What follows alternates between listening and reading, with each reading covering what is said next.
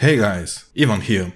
In this episode we are going to finish the hood. This will be really short. You can find the project file in the description, and if you want to follow every step of the whole tutorial, you can just slow down the playback speed of the video. This video will be actually in normal speed, so you can see every step I'm doing, and the whole process of the workflow will apply to all the next parts. So before we start, don't forget to subscribe, hit that like button, and drop me a comment. I really appreciate that. And thank you for your support. So let's go.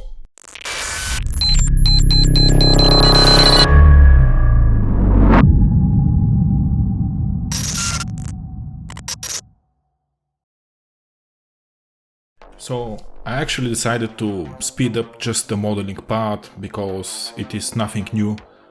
And you can follow actually exactly what I'm doing still. As I said, just slow down the speed and you'll see. But as I said, it's just the standard procedure, cutting with the knife tool. And the first thing I'm going to do is just to create that bump on front of the hood. So that's what I'm doing. I'm creating the cuts for it and also cleaning a bit the topology with pressing G twice and sliding the edges along and reducing them. And also, since the geometry is shrink trapped and projected on the main or the shrink wrap geometry, it looks actually really good. So here I'm creating the other cuts.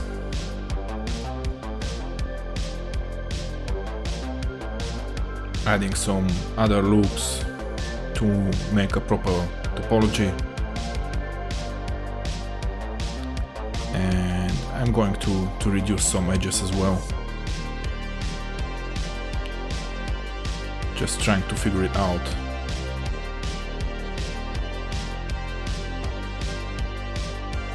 So yeah, this should work.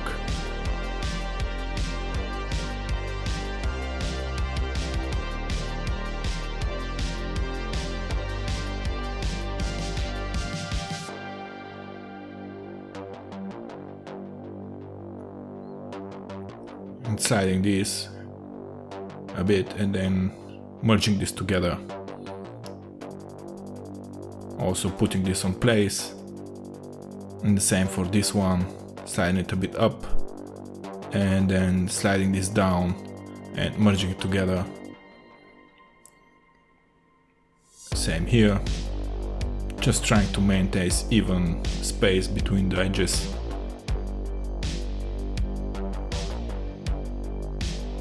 And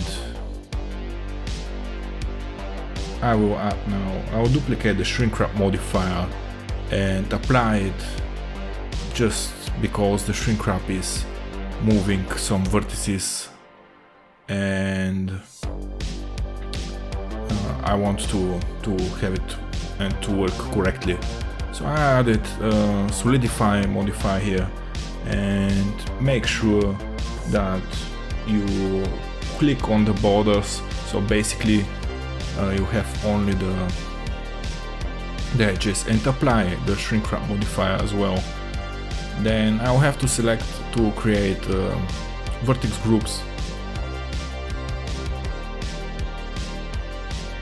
and I have to exclude this new geometry from the vertex groups, this as well, so it works correctly and the border is basically not shrink wrapped.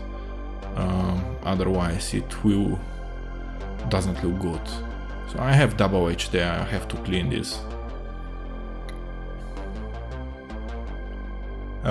Yes, as well as the thickness which is added in the middle because of the solidify modifier. The edge is still there. Just join the both vertices with J and it should be good. Yeah. So now let's remove the that border in the middle. Just delete the faces, and there it is. It looks already good. Good enough. And we can actually extrude the dent. And I'm going actually to rotate it based on a pivot. So I'll select this vertex in the middle, and based on active element I'll just press R and rotate. I will turn off the subdivision just to see how much I have to rotate it and extrude it, and it looks actually really good that way. Yeah, and we have to exclude these vertices as well from the vertex groups in order not to be shrink wrapped. I will add support loop there, just turn off the subdivision in order to see where I'm adding them exactly. And something like this, because the edge there is not that sharp. And the same here.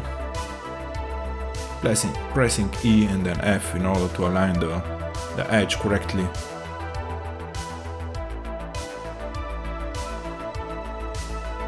And we'll have to exclude this vertex as well from the vertex group. And this as well. And there we go. Looks nice and smooth. I'm really happy with the result. Reflections looks also really nice. And I've decided to add one more additional loop for the bottom of the dent, and I am excluding it again as well from the vertex group. So that's what we're going to do. So actually that's it from this part. For this part, guys, it was a really fast one. I hope you learned something, and don't forget again to subscribe, press that like button and write me a comment. I will also answer, and I'm really happy to read your comments as well. So thank you very much, thanks for watching, and see you soon.